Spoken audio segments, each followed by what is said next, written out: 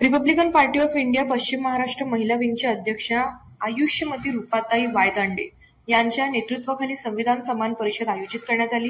या परिषदेस उद्घाटक म्हणून उपस्थित असलेल्या डॉक्टर मोहनलाल पाटील यांचे स्वागत करण्यासाठी रॅली काढण्यात आली। सभास्थळी डॉक्टर पाटील यांच्यासोबत महाराष्ट्राचे कार्याध्यक्ष श्री बालासाहेब पवार, उपाध्यक्ष श्री दादासाहेब ओव्हल, संघटक श्री कैलास जोगदंड तसेच सुनील ओव्हल हे उपस्थित होते। रॅलीमध्ये उपस्थितांनी डॉक्टर पाटील यांचे स्वागत उत्साहाने केले आणि संविधान व सामाजिक हिताच्या संदेशाचा प्रचार करण्यात आला। कार्यक्रमादरम्यान सहभागी सदस्यांनी समाजातील एकात्मता, समानता आणि सामाजिक न्याय यांचे महत्त्व अधोरेखित केले।